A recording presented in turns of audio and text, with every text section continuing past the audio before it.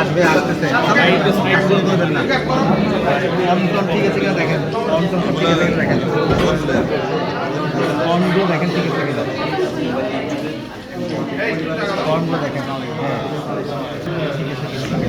কার ছবিটা দেওয়া হয় না দিলেও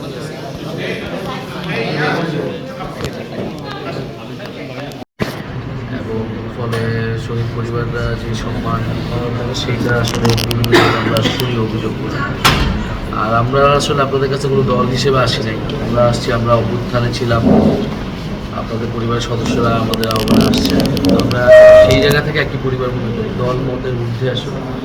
এবং অবশ্যই শহীদ পরিবারদের শহীদদের আসলে কোনো দল হয় না, আমরা বাংলাদেশের বা দেশের জন্য জীবন দিয়েছে। আর আমরা আমাদের পার্টির পক্ষ থেকে আমরা সব জায়গায় যাচ্ছি এবং কথাগুলো শুনতেছি। আর আমরা একটা আমাদের নিজেদের পার্টির তরফ থেকে একটা গণঅভ্যুত্থান সেল, শহীদ এবং আহত কল্যাণ সেল আমরা করছি। সেটার আন্ডারে আমরা আমাদের জায়গা থেকে সর্বোচ্চ চেষ্টা করতেছি।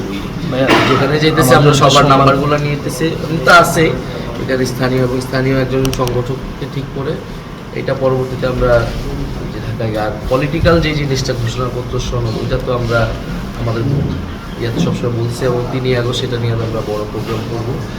5 আগস্টের মধ্যেই সরকার যাতে এটা, সরকারও বলছে যে তারা দেবে সনদ এবং ঘোষণাপত্র, এবং ঘোষণাপত্র অবশ্যই নতুন সংবিধানের থাকবে, সংবিধানের জুলাইয়ের এটা সাংবিধানিক একটা ভিত্তি পাবে। এই জায়গাটা আমরা এটা করতেছি। আর উপদেশটা তারা আপনাদের কি সম্মান করছে আমরা জানতাম না, সেটা আমরা কথা বলবো, এটা প্রতিবাদ জানাবো তাদেরকে। আর সর্বোপরি আপনাদের কাছ থেকে আমরা দোয়া চাই যাতে আমরা ভালোভাবে আমরা চলতে পারি, আমরাও সফল হতে পারি। আপনারা আমাদের জন্য দোয়া করবেন, আপনাদের দোয়া আমাদের জন্য সবচেয়ে গুরুত্বপূর্ণ আর কি। তো আমাদের জন্য দোয়া করবেন, আমরা আপনাদের জন্য চেষ্টা করবো। এখানে হচ্ছে সবার নাম্বারগুলো যারা আসছেন, আর একজন সংগঠন প্রত্যেকটা জায়গায় আমরা টিম করতেছি সমস্যা।